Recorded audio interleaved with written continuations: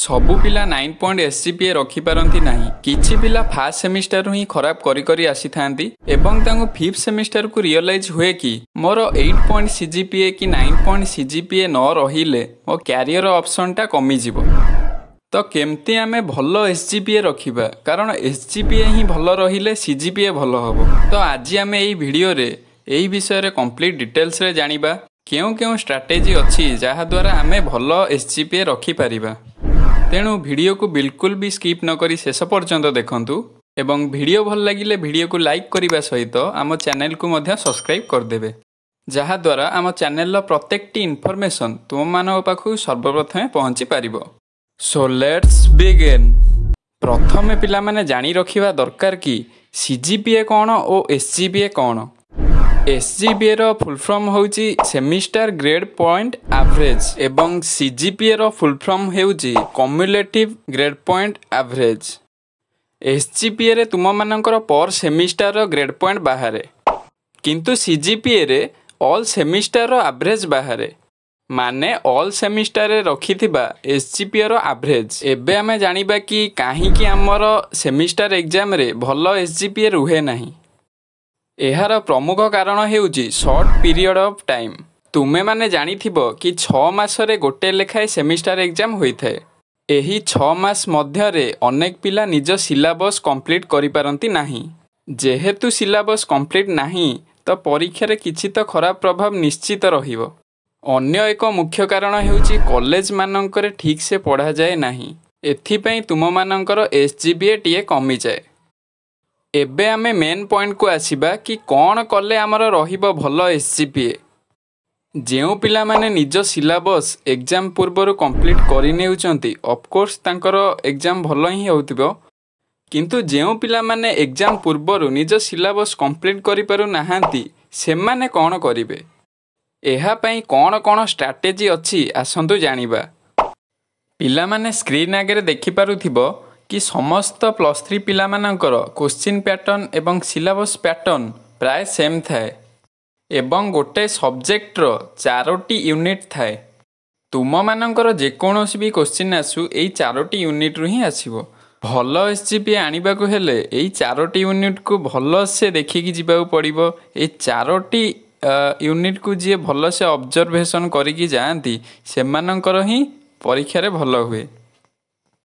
गोटे एग्जाम्पल नबा पिला माने स्क्रीन आगे देखि पारथिबो कि सिलेबस रो यूनिट 1 अछि एवं यूनिट 1 ने किछटा चैप्टर देइछि। एई चैप्टर गुडी करू मु गोटे चैप्टर नउछि कि हाइपरबोलिक फंक्शन, आ गोटे चैप्टर नउछि एल हॉस्पिटल्स रूल। एही दुईटी चैप्टर सेम यूनिट रो चैप्टर ओटे। मने कर तुमे हाइपरबोलिक फंक्शन पढ़ी कि जाइछो, किंतु तुम एग्जाम रे पढ़ी जाउछि कि एल हॉस्पिटल रूल रो गोटे क्वेश्चन पढ़ी जाउछि। तो तमे सेठी कोन करछो ना से क्वेश्चन को अटेम्प्ट करूनो, ताको छाड़ी देई पळे आछो, तो सेठी तुम मार्क कमी जाउछि। जदि भी एल हॉस्पिटल रूल क्वेश्चन आसीछि तुमे माने कोन करिवो ना एल हॉस्पिटल क्वेश्चन जदि तमे आंसर जानिछो तो भलो कथा, जदि न जानिछो ताले हाइपरबोलिक फंक्शन जो जहाँ भी आंसर जानिछो कि जहाँ भी फॉर्मूला जानिछो ताकू अप्लाई करिकी से क्वेश्चन आंसर पर्टिकुलर न हो किंतु आंसर बाहर करिया को ट्राई करो। ताकू छाड़ीबा अपेक्षा ताकू अटेम्प्ट करनेले 5 मार्क रु आइदर 2 मार्क कि 3 मार्क मिली जिवो। एमती नहीं कि तुम जो क्वेश्चन आसुची सेटा को भी भूल करिक आसबो, सेमती न जोटा आसुनी ताकू छाड़ीबा अपेक्षा अटेम्प्ट करनबाटा भलो। जहाँ भी जानिछो तुमे से चैप्टर विषय रे जहाँ भी जानिछो सेही क्वेश्चन रो फॉर्मूला कि ता स्ट्रैटेजी के अप्लाई करिकी तमे से क्वेश्चन आंसर न हो किंतु किछि मेथड तार बाहर करिया को ट्राई करिवो। जेउ पिला माने भी एई वीडियो देखुछो, साइंस पिला हो, आर्ट्स पिला हो, कॉमर्स पिला हो, तुम मानकर भी एही बळी किछि यूनिट थिबो। यूनिट 1, यूनिट 2, यूनिट 3, यूनिट 4 एई 4टा ही यूनिट थिबो। तो तुम मानकर जेउ सब चैप्टर्स एथिरे इंक्लूड अछि सेइथिरे भी एमती स्ट्रैटेजी यूज करिवो। सेकंड एंड फाइनल स्ट्रैटेजीटा कोन ना तुम मानकर पेज माने तुम मानकर 32टा पेज थाए, प्राय 32टा ही पेज थाए +3 रो। तो 32 रु मिनिमम 25टा पेज फिलअप करिया को ट्राई करो। तुम जेते भी करेक्टली आंसर लेख किंतु तुम पेज ऊपर निर्भर करे कि तुमरो मार्क बढ़िबो कि कमिबो। गोटे एग्जांपल दउची कि तुमे सब क्वेश्चन अटेम्प्ट करके आसीचो भल माने पूरा पर्टिकुलर आंसर भी लेखिकी आसचो से क्वेश्चन रो किंतु तुमे पेज अटेम्प्ट करचो 15 पेज माने 32 पेज रु 15 पेज तुमे लेखिचो तो तुमर सेठी मार्क कमिबो जेते करेक्ट लिखिथो किंतु तुमे जदी करेक्ट लेखिकी भी किछिटा जदी आसुनी ताकू जदी एपट सेपट करी लेखुचो तो तुमे 25 पेज उपरु गलो माने तुम मार्क बढ़िबो जहाँ भी हो बढ़िबो।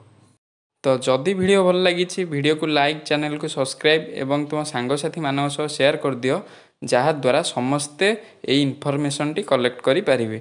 तो रोचे जय जगन्नाथ।